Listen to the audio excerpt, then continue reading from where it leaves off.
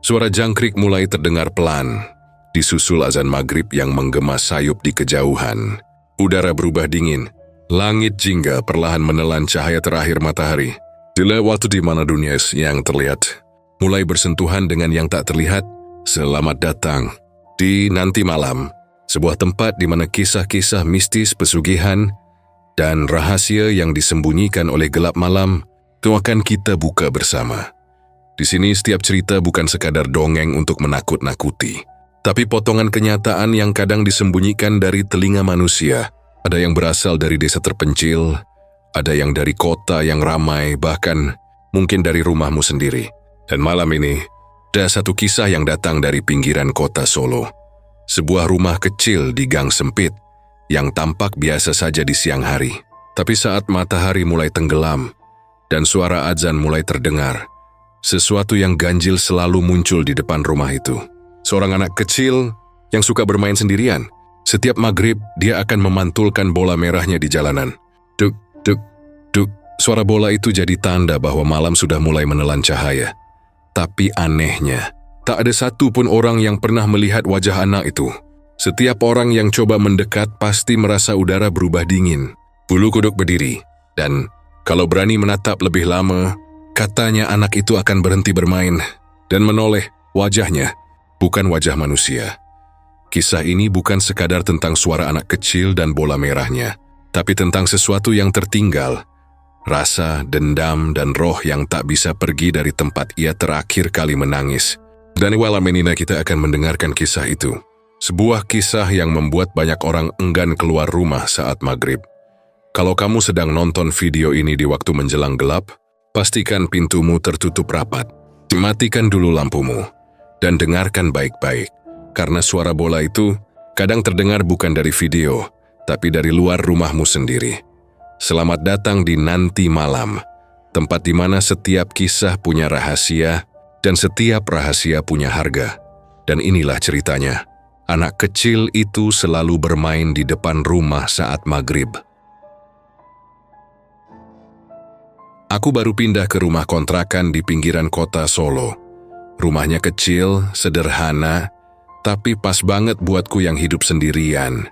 Nggak terlalu jauh dari jalan raya, tapi juga nggak terlalu dekat.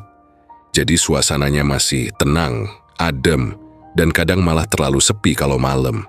Rumahnya punya halaman kecil di depan. Cuman muat satu motor dan sedikit tanaman liar yang tumbuh, nggak terurus. Di pojok halaman ada kursi kayu tua yang udah agak lapuk. Tapi entah kenapa, aku suka duduk di situ setiap sore sambil ngopi dan dengar suara-suara sekitar. Ada suara ayam, suara anak-anak main di ujung gang. Kadang suara motor lewat. Tapi dari semua suara itu, ada satu hal yang selalu bikin aku mikir. Dan jujur aja, agak ngeri juga. Setiap menjelang maghrib selalu ada suara anak kecil main di depan rumah. Awalnya aku kira itu cuma hal biasa. Di perkampungan kayak gini kan wajar. Anak-anak sering masih main sore-sore. Kadang lupa waktu, apalagi kalau udah seru main bola atau petak umpet. Tapi lama-lama aku sadar ada yang aneh.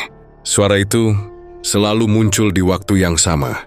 Setiap hari, pas matahari mulai turun, langit berubah jingga keunguan, dan suara azan maghrib mulai sayup-sayup terdengar dari musyola ujung gang. Suara bola jatuh ke tanah, kadang suara ketawa kecil, renyah banget kayak suara anak umur 6 atau 7 tahun yang lagi seneng banget main. Tapi yang bikin bulu kuduku meremang, aku nggak pernah lihat siapapun. Setiap kali aku keluar buat ngecek, gang di depan rumah selalu kosong. Cuma ada daun-daun kering yang beterbangan karena angin sore. Dan cahaya lampu jalan yang kuning temaram. Kadang malah aku bisa ngerasa udara jadi lebih dingin, kayak abis turun hujan padahal cuaca lagi kering banget. Malam pertama aku dengar suara itu aku masih santai. Kupikir cuma anak kecil tetangga yang mainnya kelamaan.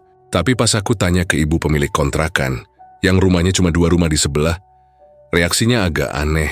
Oh, suara itu ya? Katanya sambil ngeliatin aku sebentar. Wajahnya tenang, tapi matanya kayak berubah sedikit. Sudah lama kok. Tapi ya sudah, jangan dipikirin.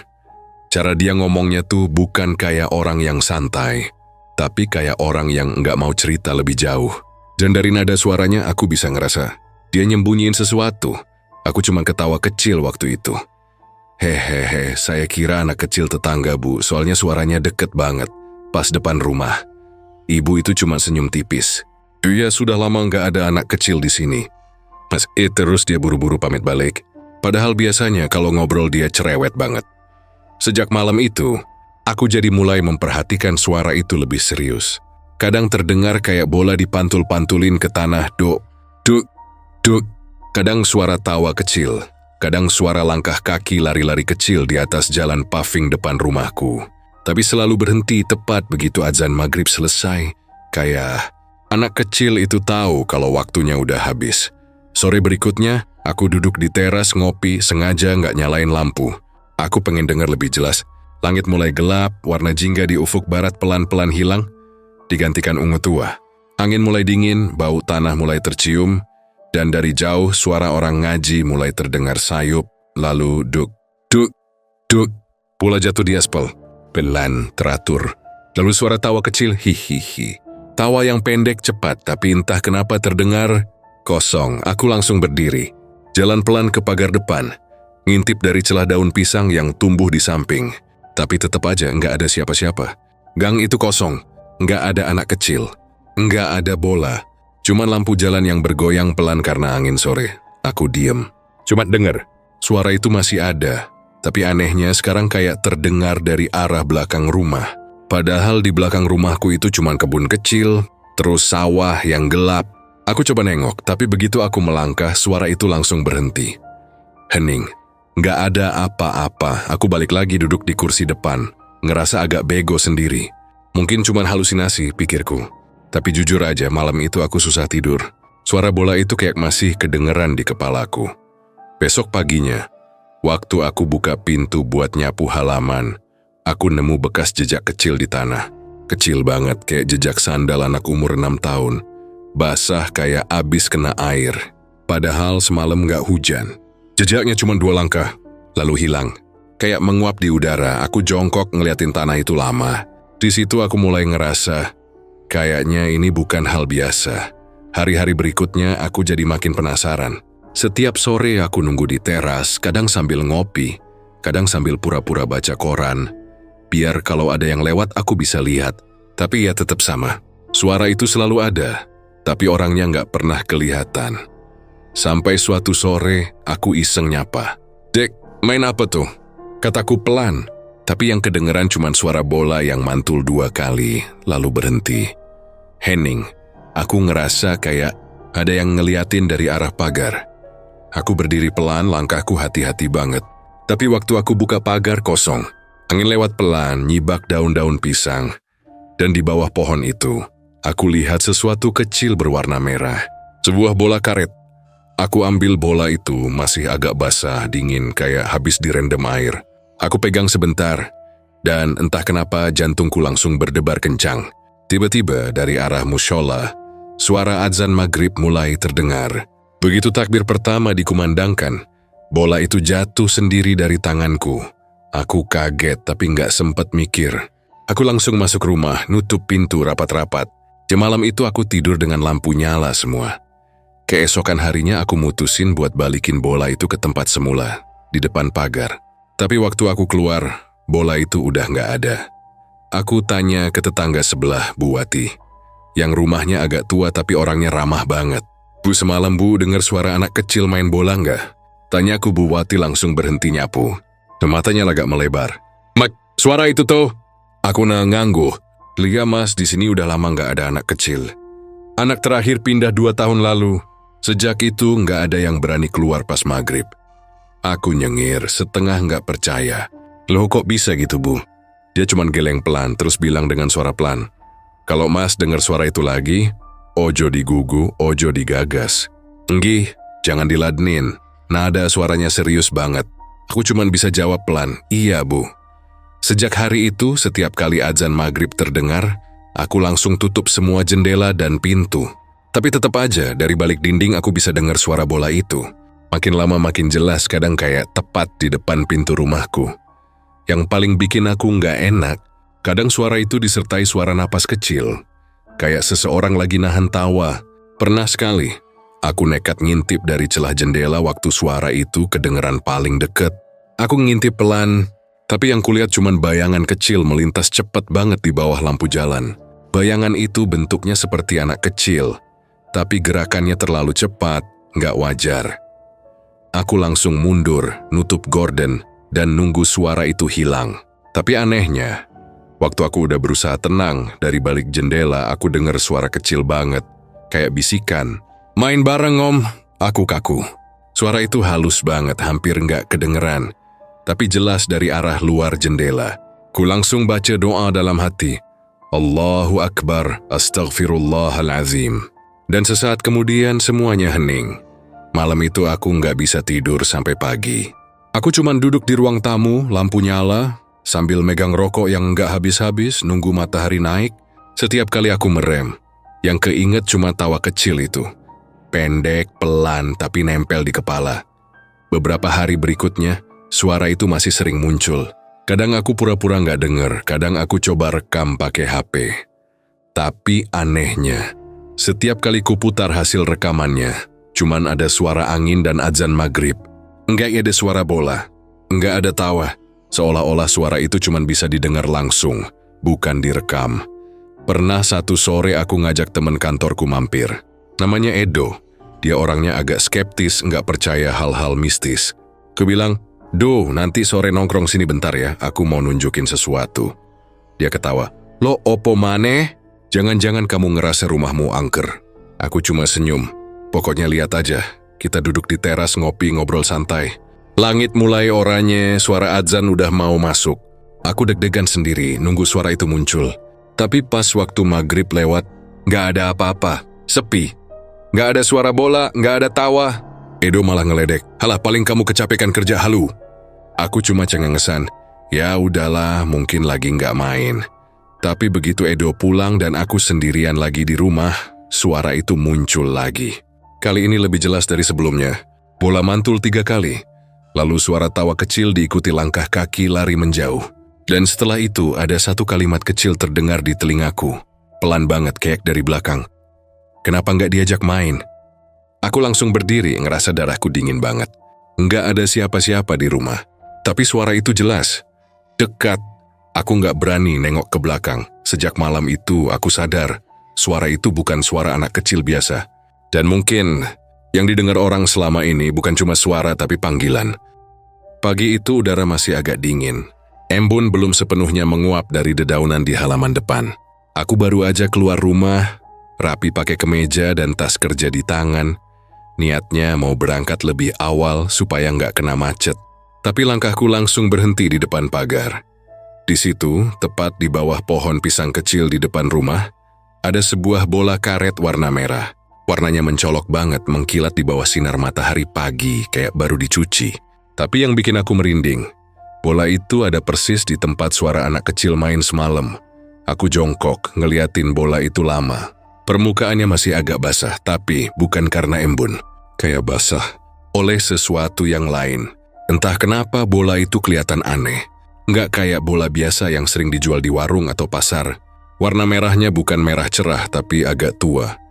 Dan di salah satu sisinya, ada bekas noda hitam yang samar-samar mirip telapak tangan kecil.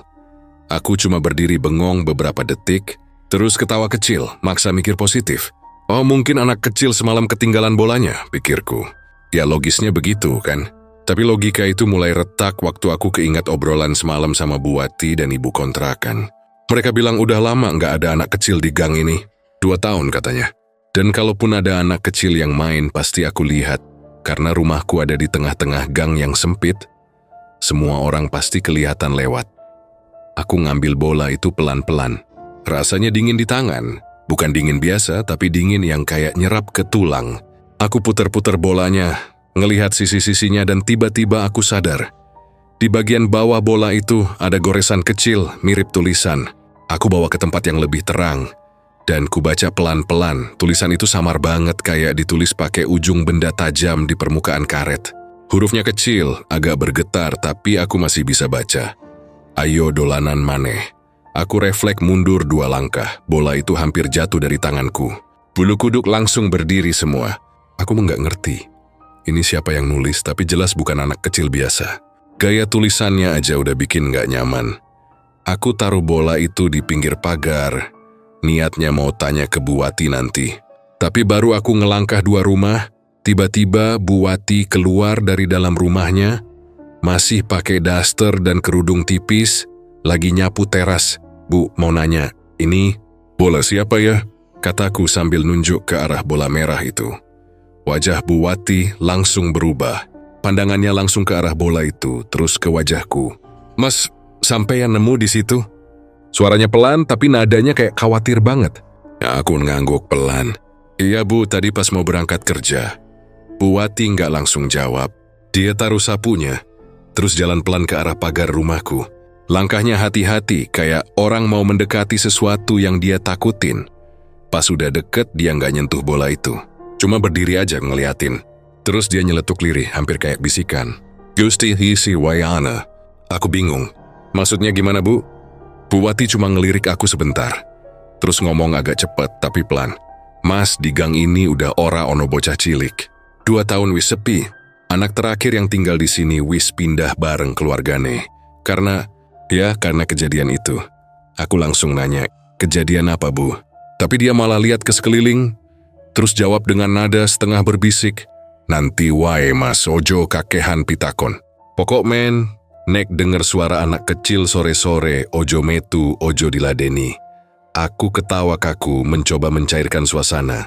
Halah Bu, saya jelas denger suara anak kecil tiap maghrib. Mungkin anak tetangga yang baru pindah kali. Tapi Bu Wati nggak ikut ketawa. Dia malah mundur perlahan dan ngomong lagi. Nadanya pelan tapi tegas, enggak Mas, sampeyan orang ngerti. Nek wis maghrib, kabeh wong kene nutup lawang. Ora ana sing metu. Suara bocah kui. Dudu wong, aku diem. Tak kenapa cara Bu Wati ngomong itu bikin udara pagi mendadak terasa berat. Dia terus balik ke rumahnya, ninggalin aku berdiri di depan pagar. Bengong ngeliatin bola itu. Aku nunduk lagi. Dan entah kenapa sekarang bola itu nggak kelihatan semerah tadi. Warna merahnya jadi kusam, kayak pudar. Tapi bagian yang ada tulisan tadi malah kelihatan lebih jelas. Aku bisa baca dengan lebih terang sekarang. Tulisan ayo dolanan maneh itu kayak berubah sedikit. Ada tambahan goresan baru yang nggak aku lihat sebelumnya. Sekarang tulisannya jadi, ayo dolanan maneh Om. Aku nggak tahu kenapa, tapi jantungku langsung berdebar kenceng. Aku buru-buru balik ke dalam rumah, ninggalin bola itu di luar pagar. Sepanjang hari di kantor, pikiranku nggak tenang. Aku ngerasa kayak ada yang ngikutin terus dari tadi pagi. Bola itu terus kepikiran. Bahkan waktu aku lagi ngopi di pantry kantor pun, bayangan warna merahnya kayak masih nempel di kepala. Sampai akhirnya sore tiba. Di perjalanan pulang, aku sempat mikir, kalau bola itu masih di depan rumah, mungkin cuma anak kecil iseng. Tapi waktu aku sampai di rumah, bola itu udah nggak ada. Aku sempat ngerasa lega, tapi juga bingung. Siapa yang mengambil? Tetangga atau mungkin pemiliknya? Aku nyapu halaman sambil mencoba nggak mikirin apa-apa. Tapi suasana sore itu terasa beda. Angin yang biasanya lembut sekarang malah terasa dingin banget. Langit berubah warna cepat. Dari oranye ke kelabu. Dan burung-burung mulai terbang rendah. Pas aku masuk ke dalam rumah dan nutup pintu, suara itu muncul lagi. Pelan, dari luar pagar. Duk, duk. Dua suara bola mantul ke tanah, aku langsung merinding. Pelan-pelan aku jalan ke jendela, nahan napas ngintip dari balik gorden. Lampu jalan udah nyala, tapi sinarnya remang-remang banget kayak ditutupi kabut tipis. Dan di bawah cahaya itu, aku ngeliat sesuatu yang bikin lututku lemas, bola merah itu. Bola yang sama mantul pelan di tanah, seolah lagi dipantul-pantulin sama seseorang yang berdiri di balik bayangan pagar. Tapi aku nggak bisa lihat orangnya. Cuma bola itu aja yang kelihatan, mantul-mantul pelan sendiri. Duk, duk, duk. Suara itu ritmis banget kayak anak kecil lagi seneng main sendirian. Tapi setiap kali bola itu mantul, aku bisa lihat sedikit. Kayak ada ujung tangan kecil muncul di bawah cahaya lampu, putih pucat, terus hilang lagi. Aku mundur perlahan, nutup gorden. Badan rasanya lemas. Aku pengen pura-pura nggak tahu, tapi telingaku masih bisa dengar jelas. Suara bola itu makin dekat. Sekarang bukan cuma di luar pagar, tapi kayak tepat di depan pintu rumahku. Aku nahan napas, jantung rasanya mau copot. Suara bola berhenti. Sunyi, beberapa detik nggak ada apa-apa, sampai tiba-tiba, tok, tok, tok. 3 kali ketukan pelan di pintu depan. Aku diam. Bu Wati? Panggilku, setengah berharap itu tetangga. Enggak ada jawaban, suara ketukan berhenti. Tapi sesaat kemudian ada suara bola jatuh lagi, duk. Tapi kali ini terdengar dari dalam rumah. Aku kaget setengah mati. Langsung nyari sumber suaranya. Dari ruang tamu kosong. Tapi suara itu jelas banget dari arah dapur. Aku jalan pelan, tangan gemetar, langkah berat banget. Dan pas aku nyampe dapur, di lantai dekat pintu belakang, aku lihat bola merah itu. Mantul pelan banget. Seolah baru aja dilempar pelan dari udara. Aku langsung lari ke kamar, kunci pintu, dan duduk di lantai sambil nutup kuping. Dari balik pintu aku bisa dengar suara kecil banget, kayak suara anak kecil ngomong pelan. Main maneo om. Suaranya kecil, tapi jelas banget. Lalu hening aku nggak inget gimana akhirnya aku bisa ketiduran. Mungkin karena kelelahan, atau mungkin karena pasrah. Tapi yang aku ingat, waktu aku bangun keesokan paginya, pintu kamar masih terkunci. Tapi di atas meja, tepat di samping tempat tidurku, bola merah itu sudah ada di sana. Bola itu diam aja, tapi di permukaannya sekarang muncul goresan baru lagi. Tulisannya kecil banget, tapi aku bisa baca. Wis wayahe dolanan tenan. Aku ngerasa darahku langsung dingin, karena aku tahu, apapun yang nulis kalimat itu bukan manusia. Malam itu hawa di luar terasa lebih dingin dari biasanya. Angin pelan-pelan meniup daun pisang di belakang rumah. Suaranya kayak desisan lirih, yang bikin bulu kuduk berdiri. Ku duduk di ruang tamu sambil nonton TV, tapi pikiranku nggak tenang. Suara bola itu masih kebayang, suara pantulannya yang duk, masih jelas terngiang di telinga. Aku sampai matiin TV, berharap suasana tenang bisa bikin aku nggak terlalu mikirin kejadian semalam. Tapi justru makin sunyi, makin jelas aku bisa dengar suara dari luar. Suara bola jatuh lagi. 1 kali, 2 kali, 3 kali. Aku berdiri pelan, jalan ke arah jendela. Dari celah gorden aku ngintip keluar. Jalan kecil di depan rumahku tampak kosong. Cuma ada lampu jalan yang remang. Nyala redup kekuningan. Kadang kedip karena kabelnya udah tua. Tapi pas aku lihat ke arah pagar, di situ ada sesuatu.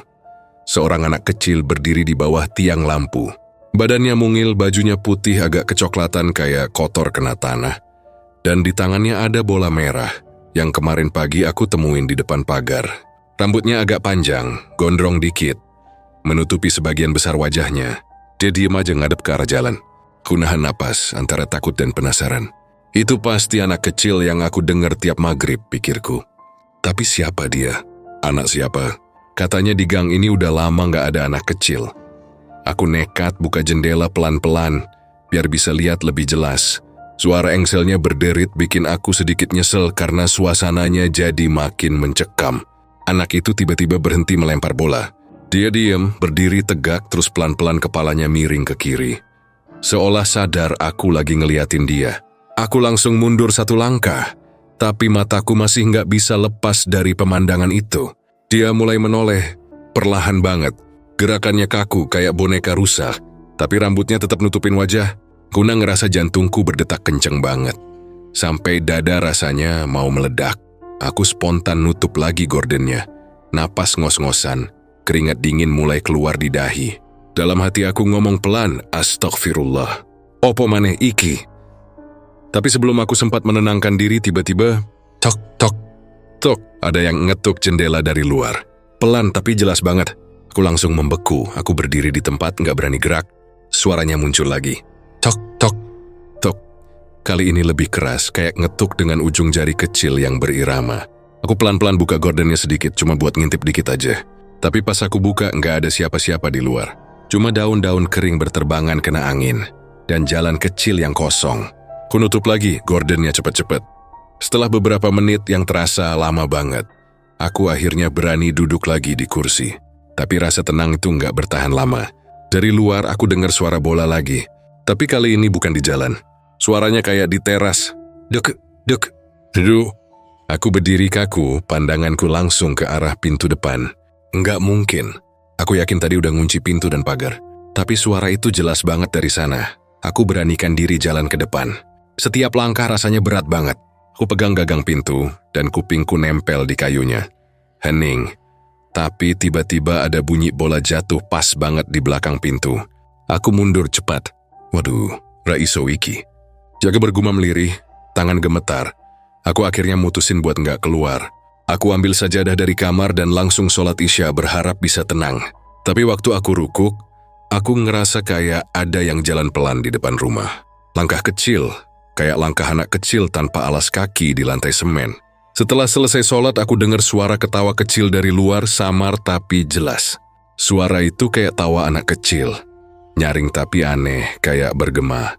Aku langsung baca ayat kursi pelan-pelan sambil duduk di pojokan kamar. Tapi semakin aku baca, semakin suara itu kayak deket. Dari depan rumah pindah ke dekat jendela, terus berhenti. Aku coba beranikan diri ngintip lagi dari celah gorden, dan di situ ada bekas telapak tangan kecil di kaca jendela. Lengkap 5 jari. Tapi anehnya, bekas itu kayak dari dalam, bukan dari luar. Aku langsung mundur, jantung berdebar hebat. Ora mungkin Second Jerome. Aku berusaha meyakinkan diri, tapi aku tahu persis tadi aku sendirian di rumah. Aku cari asal suara, buka kamar satu-satu, nggak ada siapa-siapa. Tapi pas aku buka kamar belakang, hawa dingin langsung nyergap. Udara di sana lebih dingin daripada ruangan lain. Dan tiba-tiba aku nyium bau anyir, kayak besi karatan bercampur tanah basah.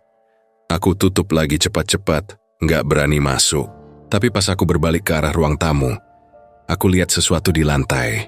Bola merah itu, bola yang tadi sore nggak ada di rumah, sekarang ada di tengah ruang tamu. Aku ngelangkah mundur pelan, tapi bola itu tiba-tiba muter sendiri.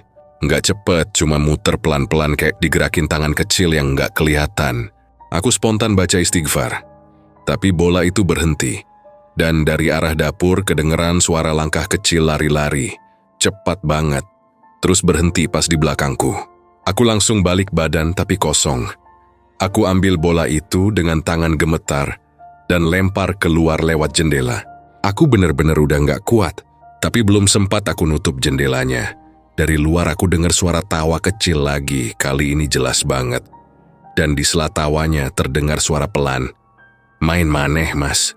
Aku langsung dorong jendela dan tutup semua korden. Aku nggak bisa tidur semalaman. Setiap jam, aku masih bisa dengar langkah kecil berlari-lari di depan rumah. Kadang suara bola mantul, kadang suara tawa kecil itu muncul lagi. Sampai menjelang subuh, baru semuanya benar-benar hening. Pagi harinya, aku coba yakinkan diri kalau itu cuma halusinasi. Mungkin aku kecapekan kerja, mungkin pikiranku aja yang main. Tapi begitu aku buka pintu depan, di teras ada sesuatu yang bikin darahku langsung dingin. Bola merah itu tergeletak di bawah kursi teras. Dan di lantai depan pintu, ada tulisan kecil dari kapur putih. Tulisan anak-anak, bentuknya nggak rapi. Tapi aku bisa baca jelas. Main bareng maneh sore iki, tanganku gemetar. Ku mundur masuk rumah lagi, jantung berdebar. Siapa yang nulis itu? Aku sendirian semalaman. Pagar juga masih terkunci rapat. Ku duduk di kursi bengong mencoba mikir rasional. Tapi di ujung pikiranku aku sadar, apapun yang main di depan rumahku setiap maghrib, itu bukan anak kecil biasa. Dan malam nanti, dia pasti datang lagi. Hari itu, suasana di rumah kontrakan terasa lebih berat dari biasanya. Udara panas yang terasa menekan, tapi anehnya aku malah menggigil. Bola merah itu masih aku simpan di dalam plastik hitam. Aku taruh di pojok dapur. Aku nggak berani buang jauh-jauh, entah kenapa. Kayak ada perasaan bersalah aneh di dada. Tapi setiap kali aku lihat plastik itu, rasanya kayak ada sesuatu yang ngelihatin aku balik. Akhirnya, aku mutusin buat datengin lagi Bu Sarmi, ibu pemilik kontrakan yang rumahnya ada di ujung gang. Perasaan nggak tenang ini harus selesai. Aku nggak bisa tidur 3 malam terakhir karena suara bola, tawa kecil, dan langkah-langkah di depan rumah. Siang itu aku jalan ke rumah Bu Sarmi. Rumahnya tua, tapi bersih. Halamannya ditumbuhi bunga melati dan kenanga, harum tapi entah kenapa malah bikin dada sesak. Aku ketuk pintunya pelan. Assalamualaikum, Bu. Waalaikumsalam lo Mas Rian pie. Ono opo kok wajahnya pucet ngono? Aku senyum kaku. Enggi, maaf ganggu Bu. Saya mau nanya soal rumah kontrakan itu. Bu Sarmi diam sejenak, ekspresinya berubah. Awalnya beliau tersenyum ramah, tapi kemudian senyum itu perlahan hilang. Kenapa, Mas? Ono opo? Aku tarik napas panjang. Saya dengar suara anak kecil tiap maghrib, Bu. Kadang main bola, kadang ketawa. Tapi saya nggak pernah lihat wajahnya. Kemarin saya nemu bola merah di depan pagar. Bu Sarmi langsung berhenti nyapu. Matanya menatap tajam ke arahku. Bola merah. Suaranya pelan, nyaris seperti bisikan. Aku mengangguk. Beberapa detik kemudian beliau duduk di kursi bambu di teras, seolah butuh waktu buat mikir. Mas mending jenengan lungguh seh. Tak cerita nih, katanya lirih. Ku ikut duduk, jantungku mulai berdetak cepat. Dulu, sebelum sampean ngontrak di situ, rumah itu ditinggali keluarga kecil, katanya mulai pelan. Suami istri sama anak lanang umur 7 tahun. Bocahe pinter, lincah, ramah karo kabeh wong. Namanya Dimas. Aku cuma bisa diam mendengarkan setiap kata. Dimas itu seneng banget main bola sore-sore di depan rumah. Kadang sampai dipanggil ibunya buat mandi pun gak mau. Sebentar lagi bu, 1 gol lagi, gitu katanya. Bu Sarmi menghela napas panjang. Tapi suatu sore, waktu maghrib bolanya mantul ke jalan. Dia kejar bola itu. Aku bisa nebak kelanjutannya dari nada suaranya yang mulai bergetar. Tapi aku tetap diam menunggu. Truk lewat. Cepet banget. Orang-orang sempat teriak, tapi... Wis telat mas. Bocah ketabrak di depan rumahmu. Aku menunduk, tenggorokanku terasa kering. Innalillahi. Bisiku pelan. Waktu itu orang tuanya histeris. Ibunya langsung pingsan. Setelah kejadian itu, mereka pindah. Katanya mereka nggak kuat tinggal di situ. Tiap maghrib katanya dengar suara anaknya manggil dari depan rumah. Bu, ayo main. Ku ngerasa bulu kuduk berdiri, jadi suara yang saya dengar itu, iya mah. Bu Sarmi menatapku tajam. Mungkin roh anak itu, mungkin arwah penasaran. Nggak semua anak ngerti kalau dia udah nggak hidup lagi. Aku terdiam lama. Hanya suara kipas angin tua di ruang tamu yang terdengar. Bu Sarmi melanjutkan dengan nada pelan, seperti takut kalau ada yang dengar. Warga di sini udah biasa, tapi juga waspada. Makanya tiap maghrib orang sini nggak pernah duduk di luar rumah. Kami percaya, waktu maghrib itu perbatasan antara dunia kita karo dunia sing ora katon. Wong tua dulu sering ngomong, lek wes surup ojo metu-metu. Aku ngangguk pelan. Dulu aku sering dengar kalimat itu dari simbah di kampung. Tapi baru sekarang aku ngerti artinya bisa seseram ini. Aku nanya lagi, Bu, jadi nggak ada yang berani lihat? Bu Sarmi menatap kosong ke arah pohon mangga di halaman. Pernah mas. Waktu itu tukang ojek yang sering nunggu di ujung gang katanya lihat bayangan anak kecil main bola sendirian di depan rumah sampeyan. Tapi katanya bola itu mantul ke arah tembok padahal nggak ada yang mukul. Dia takut langsung pulang. Aku merinding lagi, ingat kejadian malam kemarin waktu bola itu bergulir sendiri di ruang tamu. Aku memberanikan diri untuk tanya satu hal lagi. Bu, anak itu meninggal di tempat atau... Bu Sarmi menatapku pelan, wajahnya kelihatan berat untuk jawab. Iya mas. Tapi yang bikin orang sini ngeri, waktu jasadnya diangkat, matanya masih terbuka lebar, ngadep ke rumahnya sendiri. Kayak orang rela ninggal omahe. Aku langsung terdiam. Hawa siang yang panas tiba-tiba terasa dingin. Kayak ada angin lewat di belakang tengkukku. Aku bisa ngerasain keringat dingin di tangan tapi bukan karena cuaca. Bu Sarmi kemudian berdiri masuk sebentar lalu keluar lagi. Bawa sesuatu. Sebuah foto lama yang warnanya udah agak pudar. Ini mas dulu sempat saya simpen. Dimas anak itu. Aku tertegun. Di foto itu ada anak kecil dengan rambut agak panjang. Pakai baju putih polos senyum lebar. Sambil pegang bola merah. Bola yang sama persis kayak yang aku temuin di depan pagar. Aku nelen ludah susah payah. Kimi, si bola ini masih ada di rumah. Bu Sarmi langsung melotot. Astagfirullah mas. Kenapa nggak dibuang? Aku takut bu. Takut dia nyari kalau hilang. Bu Sarmi langsung geleng cepat. Mas, barang sing nyambung karo roh kudu dibersihin. Lek ora rohe bakal terus nyantol. Aku diam nggak tahu harus gimana. Terus kerain piye bu? Beliau diam sebentar. Lalu berkata, nanti sore saya ke rumah sampeyan. Tapi sampeyan janji pas maghrib jangan buka pintu. Apapun yang sampeyan dengar jangan disautin. Aku langsung ngangguk tanpa pikir panjang. Nggih bu. Sore itu aku pulang lebih awal dari kerja. Aku duduk di ruang tamu sambil nunggu Bu Sarmi datang. Waktu mulai meremang. Suara azan maghrib terdengar dari musola ujung gang. Aku buru-buru nutup semua jendela dan pintu.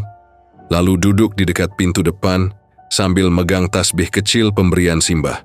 Tapi jam sudah lewat 5 menit dari azan, Bu Sarmi belum datang. Suasana mulai berubah. Udara jadi lebih berat. Hening banget. Tiba-tiba, suara bola itu muncul lagi. Duk, persis di depan rumah. Aku langsung kaku. Bu Sarmi, cepatlah datang. Gumamku pelan, tapi nggak ada jawaban. Suara bola makin jelas, makin dekat sampai akhirnya berhenti tepat di depan pintu.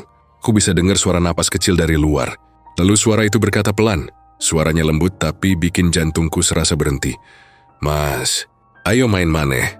Ku langsung tutup mulut rapat, takut kalau tanpa sadar aku jawab. Aku cuma baca ayat kursi pelan-pelan, berusaha nggak gemetar. Tapi tiba-tiba bola itu jatuh di depan pintu. Bunyinya keras banget, dan dari bawah celah pintu, aku bisa lihat bayangan dua kaki kecil berdiri diam.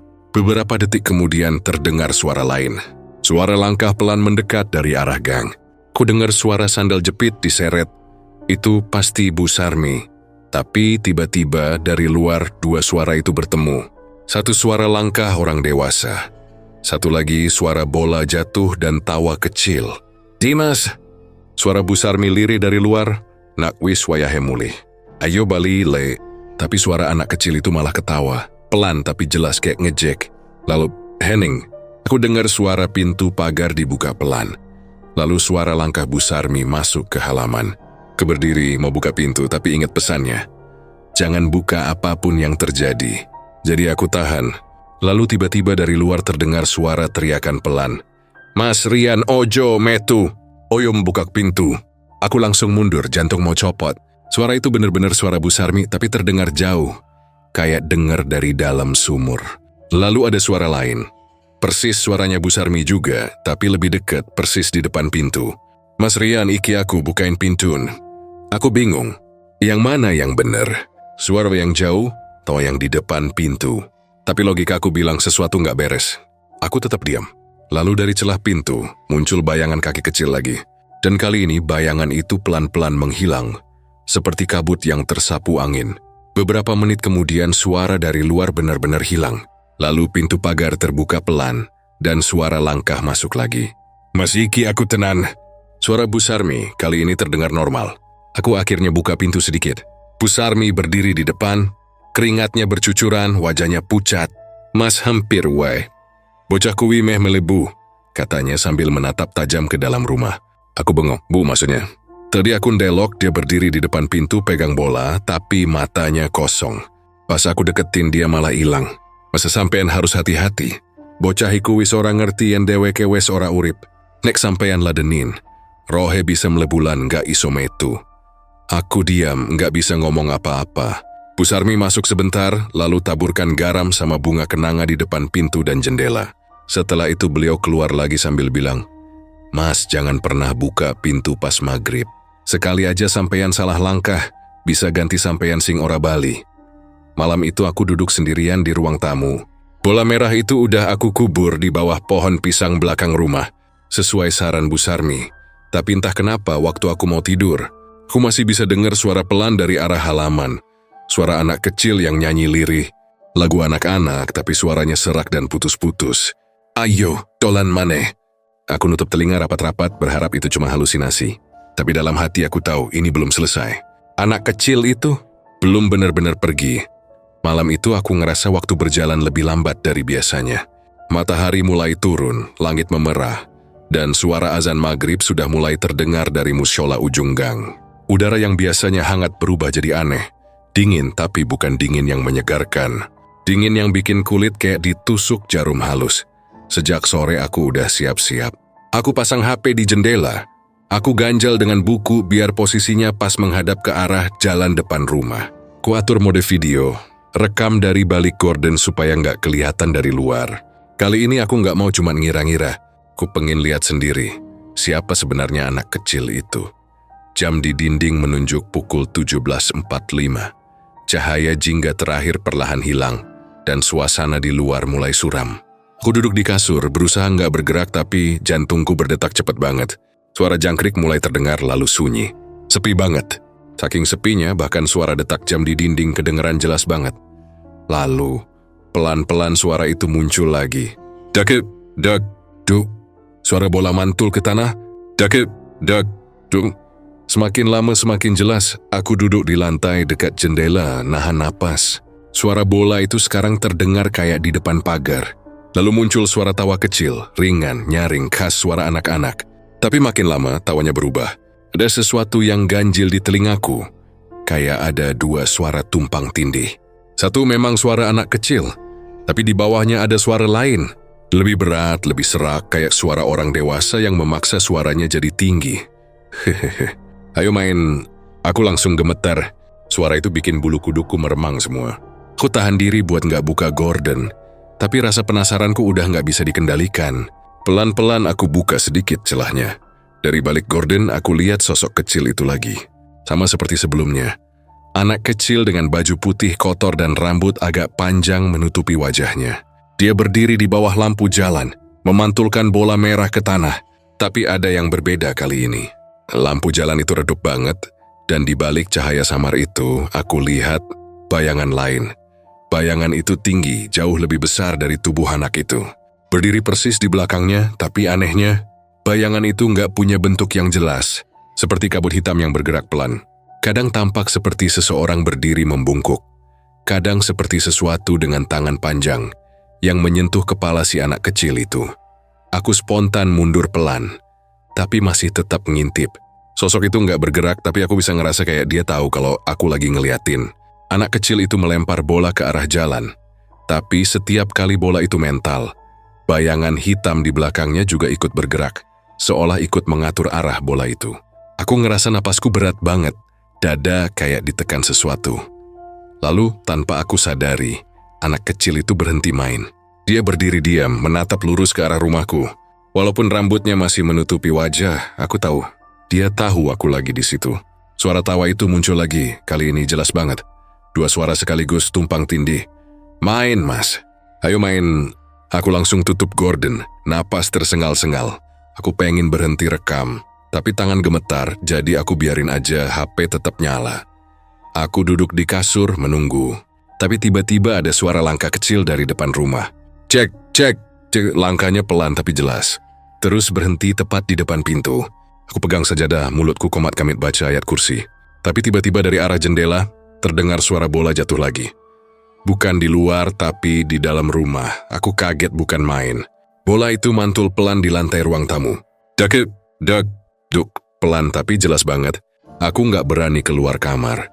Tapi dari celah bawah pintu kamar, aku bisa lihat bayangan kecil bergerak di ruang tamu. Seolah ada yang lagi main bola di sana. Bersamaan dengan itu, HP-ku yang masih di jendela tiba-tiba berhenti merekam sendiri, lalu nyala lagi. Aku baru sadar setelah beberapa menit kemudian. Waktu semuanya kembali hening. Aku buru-buru ambil HP itu dan pas aku lihat hasil rekamannya, aku hampir ngejatuhin HP dari tangan. Di video itu, kelihatan jelas anak kecil itu lagi berdiri di depan pagar. Tapi bukan cuma dia. Di belakangnya ada sosok tinggi besar berwarna hitam pekat. Wujudnya samar, tapi dari bentuknya aku bisa lihat dia kayak nunduk, memegang kepala si anak kecil itu dengan tangan panjang yang kurus. Tubuhnya kayak asap hitam yang hidup. Dan pas anak kecil itu nunduk, bayangan itu ikut bergerak. Tapi yang paling bikin darahku beku, bayangan besar itu sempat menoleh ke arah kamera. Wajahnya hitam legam, nggak punya mata, cuma dua lubang gelap besar. Tapi di rekaman itu jelas ada 1 detik di mana bibirnya bergerak pelan, seperti menggumam sesuatu. Ayo melu. Suara itu lirih banget tapi cukup jelas untuk kudengar. Aku spontan lempar HP ke kasur. Badanku gemetar hebat. Aku langsung baca doa sekuat-kuatnya sampai suaraku serak. Tapi waktu aku berhenti, suara lain datang dari arah dapur. Suara langkah kaki kecil, lari pelan, lalu berhenti di depan kamar. Tok, tok, tok, 3 ketukan kecil di pintu kamar. Aku langsung nutup mulut, nahan napas. Lalu suara itu datang lagi, kali ini dari bawah pintu. Ayo main, Mas. Aku langsung ambil selimut dan nutup kepala. Nggak berani lihat apa-apa. Aku cuma bisa baca doa terus-terusan sampai akhirnya aku nggak sadar tertidur dalam ketakutan. Pagi harinya, waktu aku bangun, suasana rumah sepi banget. Cahaya matahari masuk dari celah jendela, tapi entah kenapa terasa kusam. Aku bangkit pelan dan lihat sekeliling. Pintu kamar masih tertutup, tapi waktu aku buka, aku langsung kaget. Di depan pintu kamar, ada bekas jejak kaki kecil, penuh tanah basah. Jejak itu mengarah dari dapur ke arah pintu depan. Aku coba yakinkan diri kalau itu cuma mimpi. Tapi pas aku lihat HP-ku yang masih di kasur, aku buka lagi rekamannya. Video itu masih ada, tapi bagian terakhirnya berubah. Waktu aku pause di detik terakhir, aku lihat sesuatu yang bikin darahku langsung dingin. Sosok anak kecil itu nggak berdiri di luar lagi. Dia berdiri di dalam rumah, tepat di belakang gorden jendelaku. Aku langsung lempar HP dan mundur ke tembok. Astagfirullah. Kiopo to Gusti. Gumamku pelan sambil gemetar. Aku langsung ambil air wudhu dan sholat. Tapi meskipun udah sholat, aku tetap ngerasa kayak dia masih ada. Kayak ada yang ngeliatin dari pojokan ruangan. Siangnya aku datengin Bu Sarmi lagi. Beliau kaget waktu aku kasih lihat videonya. Mas, iki ora apik, katanya pelan sambil nutup mulut. Kowe wis ganggu sing ora kudune diganggu. Aku langsung tanya, ganggu gimana Bu? Saya cuma rekam dari dalam rumah. Beliau geleng pelan. Mas kadang roh sing ora tenang iku digandoli makhluk liyane. Sing sampeyan deloking video kue. Dudu mungarwa bocah. Ono sing ngikut. Sing iringi. Aku ngerasa lemas. Maksudnya Bu, makhluk itu kayak setan? Iya bisa dibilang ngono.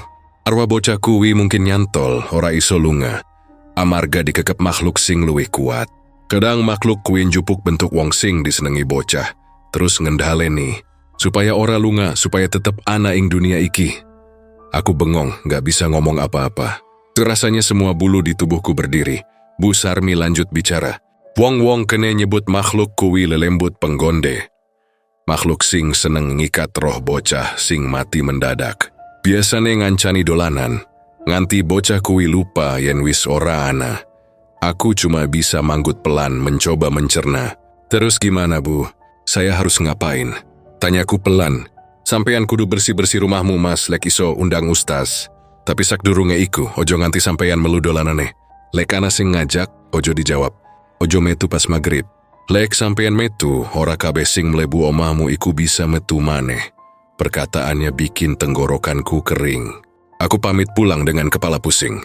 Sampai malam aku coba tenangin diri. Dan aku nyalain lampu di semua ruangan, nyetel ayat suci pelan dari HP. Tapi meski begitu, suasana rumah tetap berat. Udara terasa sesak, bau anyir samar muncul dari arah dapur. Pas azan maghrib berkumandang, aku udah siap di kamar, niat gak mau lihat apapun. Tapi 5 menit kemudian suara bola itu muncul lagi. Kali ini lebih keras dari sebelumnya.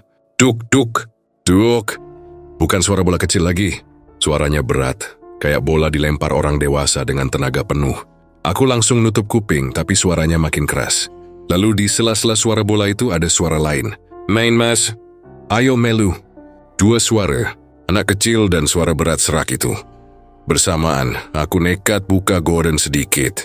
Dan di luar sana, di bawah lampu jalan yang remang, aku lihat 2 sosok. Anak kecil itu dan di belakangnya, sosok hitam besar itu berdiri tegak. Tapi sekarang dia nggak sekadar bayangan. Tubuhnya tampak lebih padat, matanya 2 lubang merah menyala, dan dia menatap langsung ke arah jendela. Aku langsung tutup gorden, jatuh terduduk di lantai. Suara bola terus terdengar makin keras sampai akhirnya berhenti mendadak, hening. Tapi di dalam rumah, di ruang tamu, terdengar suara bola menggelinding pelan. Aku tahu malam itu, maghrib belum berakhir. Dan untuk pertama kalinya aku sadar satu hal. Mungkin anak kecil itu bukan lagi yang aku dengar selama ini. Yang main di depan rumah setiap maghrib. Bukan dia, tapi sesuatu yang jauh lebih gelap dan dia cuma jadi perantaranya. Beberapa hari setelah kejadian itu, aku mulai ngerasa rumah ini nggak lagi sama. Udara di dalamnya berat, kayak ada sesuatu yang menggantung di setiap sudut. Bahkan siang hari pun, rasanya dingin dan muram. Setiap kali aku coba buka jendela biar angin masuk, hawa itu nggak juga hilang. Bau anyir samar-samar masih sering muncul dari arah dapur, terutama menjelang sore. Yang paling bikin aku nggak tenang, suara bola itu sekarang mulai muncul bahkan sebelum maghrib. Kadang jam 5 sore udah terdengar pelan dulu, lalu makin lama makin jelas. Dok, dok, dok. Bola dipantulkan ke tanah, ritmenya tetap sama. Tapi ada sesuatu yang beda, kayak suara itu makin dekat tiap hari. Makin berani masuk ke dalam batas rumahku. Aku udah coba pura-pura nggak peduli. Setiap kali suara itu muncul, aku naikin volume TV, pura-pura nggak denger.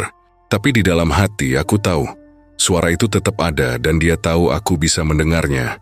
Suatu malam sekitar jam 7 kurang dikit, aku lagi duduk di ruang tamu. Hujan baru aja berhenti, sisa air masih menetes dari genteng. Suara tik-tiknya nyampur sama bunyi jangkrik di luar. Aku lagi main HP. Berusaha nggak mikirin apa-apa, waktu tiba-tiba terdengar suara bola itu lagi. Dok, dok, duk, sekali, 2 kali, 3 kali. Aku berhenti main HP, tenggorokanku kering. Dok, dok, tuh, sekarang lebih keras. Seolah-olah bola itu udah di depan pintu. Aku menelan ludah. Aku coba yakinkan diri kalau itu cuma anak kecil tetangga yang main. Tapi pikiranku langsung menolak. Siapa yang masih main bola jam segini, pas udara lagi lembab dan suasana gelap begini? Lalu tiba-tiba suara itu berhenti.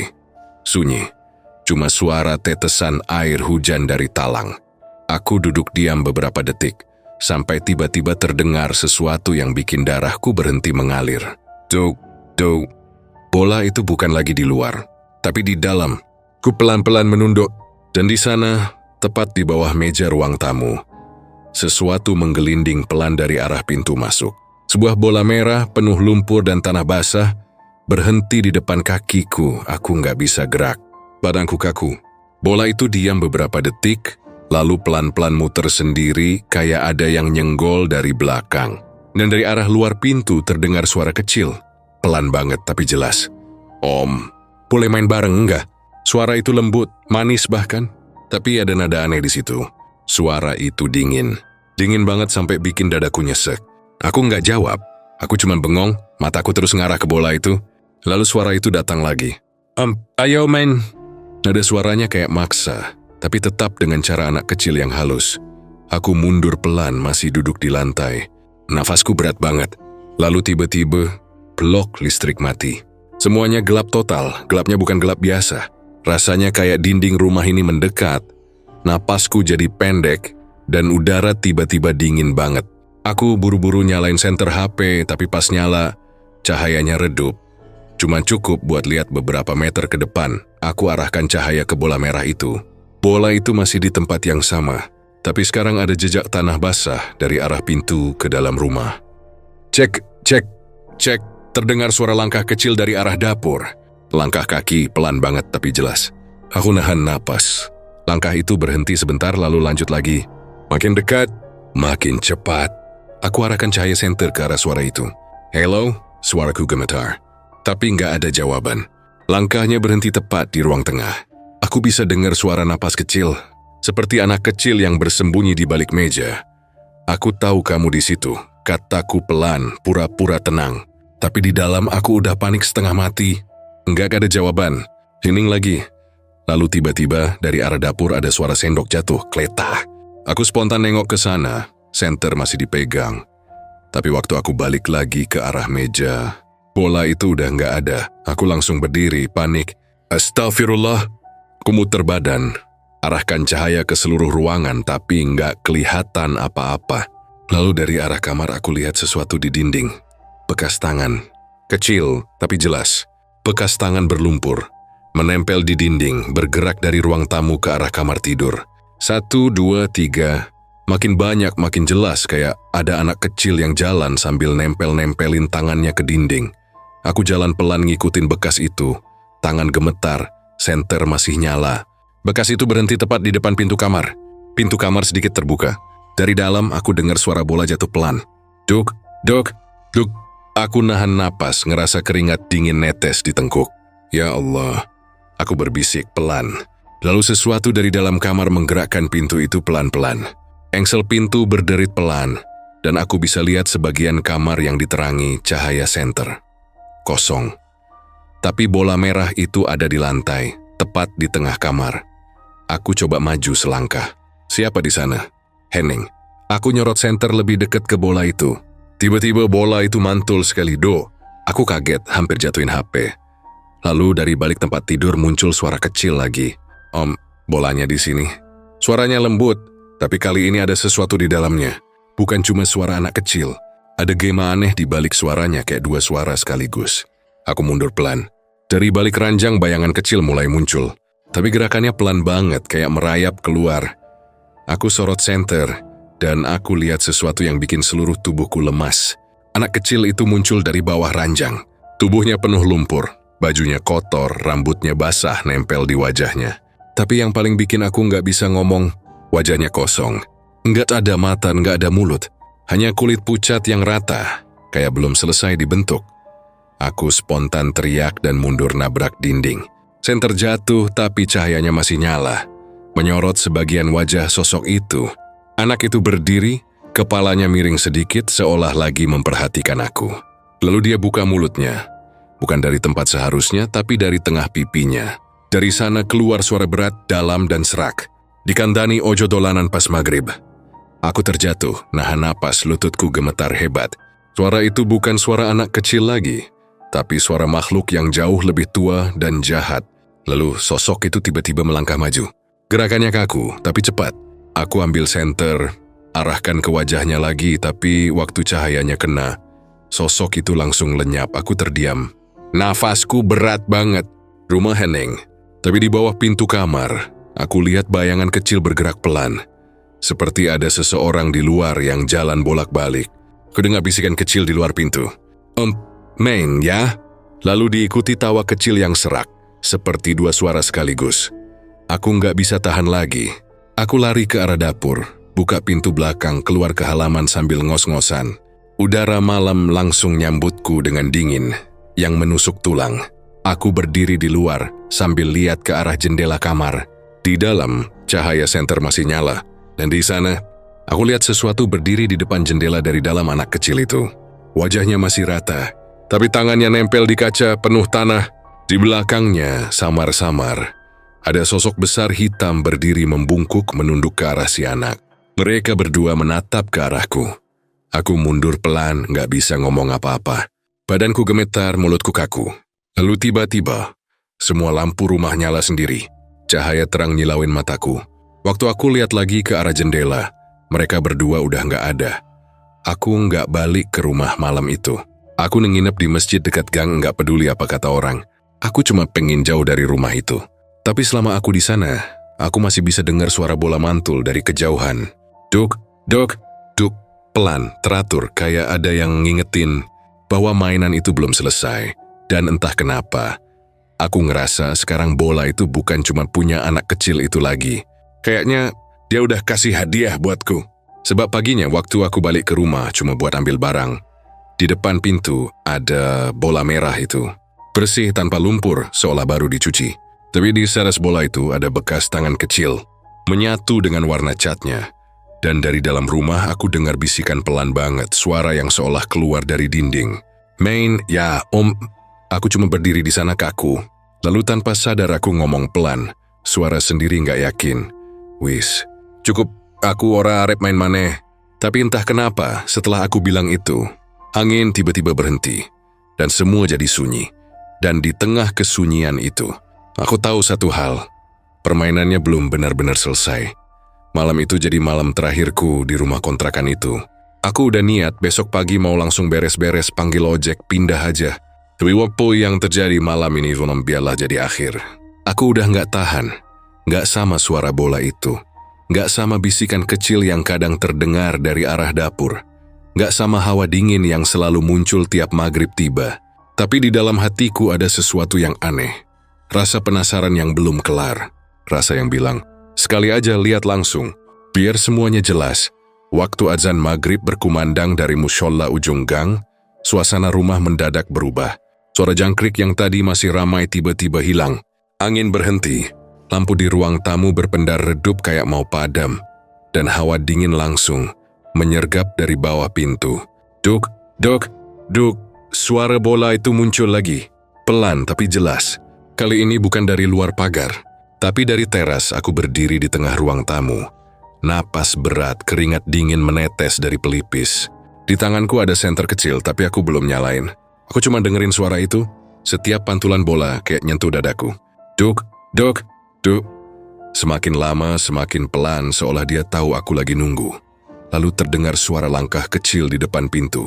Cek, cek, cek. Langkah tanpa alas kaki, pelan banget. Aku tahu dia di sana. Dan entah kenapa malam ini aku ngerasa, aku harus lihat, harus selesai. Dengan tangan gemetar, aku jalan pelan ke arah pintu depan. Setiap langkah rasanya berat. Kayak ada yang nahan. Udara makin dingin, sampai aku bisa lihat napasku sendiri di udara. Waktu aku sampai di depan pintu, suara bola berhenti. Hening. Aku berdiri di sana cuma beberapa sentimeter dari daun pintu dan tiba-tiba terdengar suara kecil dari luar. "Om, ayo main terakhir kali." Suara itu lembut tapi menggema aneh. Kayak ada dua nada di dalamnya. Aku tarik napas panjang lalu pelan-pelan aku buka pintu. Engselnya berderit panjang. Cahaya lampu jalan yang remang-remang masuk tapi entah kenapa kelihatan redup banget malam ini. Dan di sana, di tengah jalan depan rumah berdiri sosok kecil itu. Anak kecil dengan baju putih kotor. Rambutnya panjang menutupi wajah, dan di tangannya bola merah itu. Dia berdiri membelakangi aku, diam.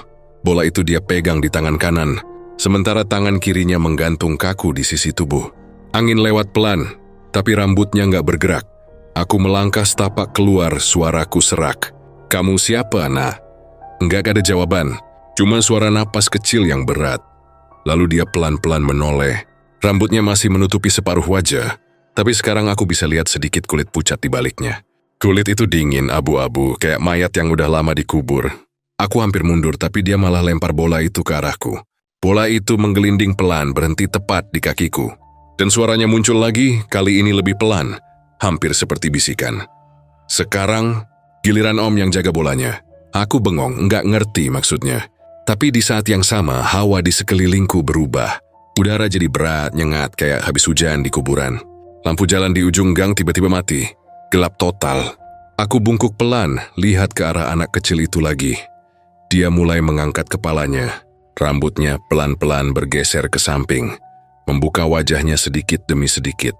Dan saat itu aku tahu, aku nggak akan pernah lupa wajah itu seumur hidupku. Matanya kosong, dua lubang hitam besar tanpa bola mata. Kulit di sekelilingnya robek seperti dicongkel dari dalam.